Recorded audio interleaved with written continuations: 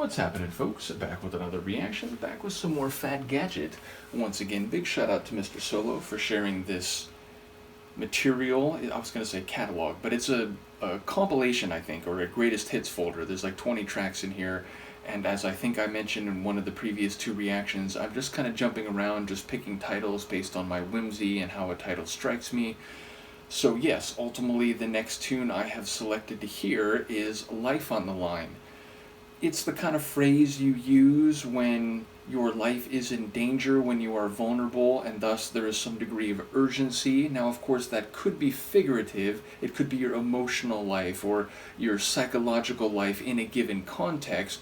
Of course, it could go the other direction. It could be much bigger, and it could be, the life of the human species, or at least of a particular community in a time and place. But most fundamentally, it makes me think about a single individual and their life being vulnerable and the possibility of them expiring, maybe because of the actions of others, maybe because of environmental dangers, or maybe because of their own predilections or actions have now put them into peril.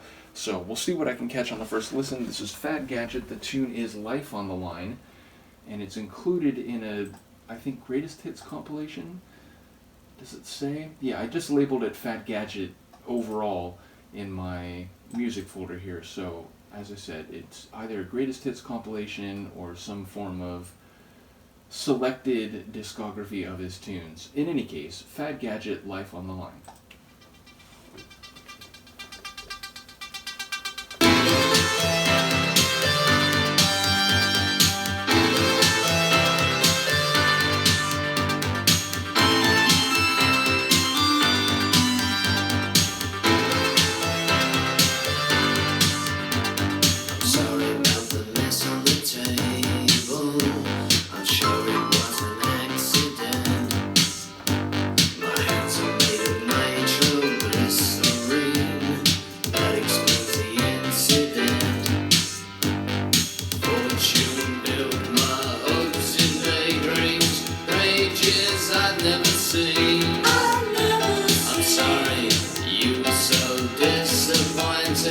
The contract states quite fundamentally the undersigned is you lay your life on the line. No questions, life on the line. That's fine. Just sign on the dotted line. The bit hesitates at the inkwell. A sample of the poet's blood.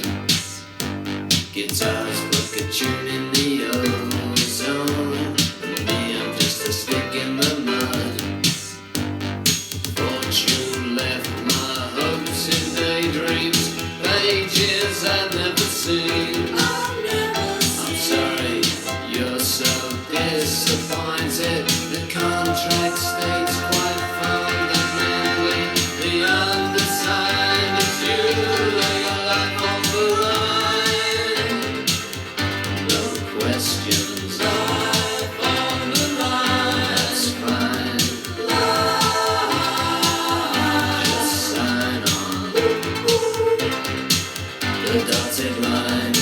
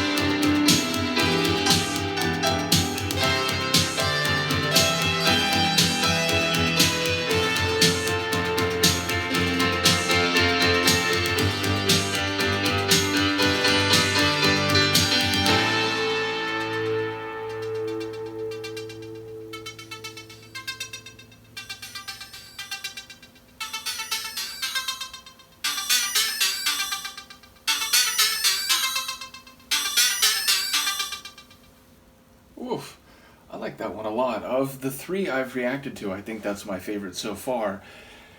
And as I often do when I'm listening to a group or artist in the early phase, my brain is inclined to make comparisons and associations, and this one sounds like a post-split Oki-led Human League track, something like from Hysteria maybe, mixed with a bit of Gary Numan from a few years before that. It has a bit of that like robotic or android style vocal delivery that made me think of Numan, maybe even a little bit of the synth work.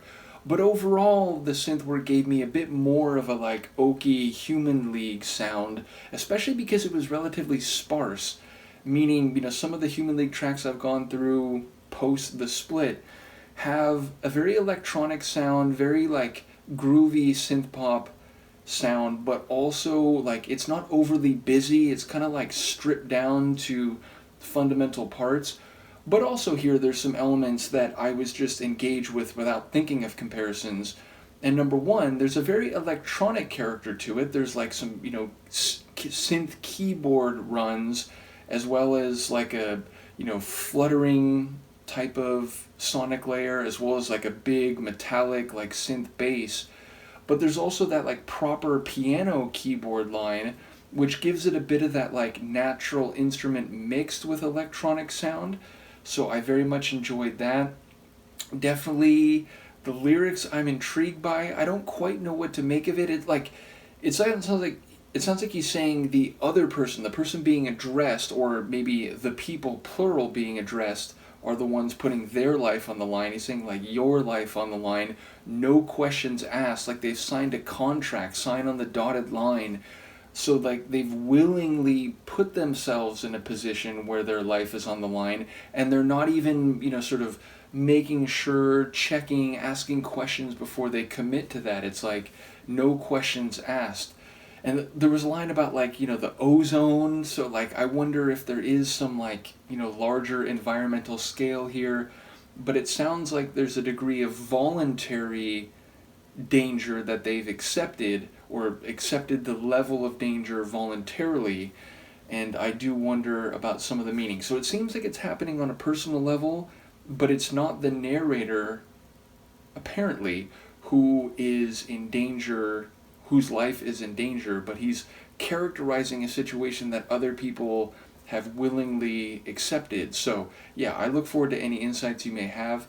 Enjoyed this one a great deal. Looking forward to more Fad Gadget. Thank you again to Mr. Solo, and I will see you for the next one. Peace.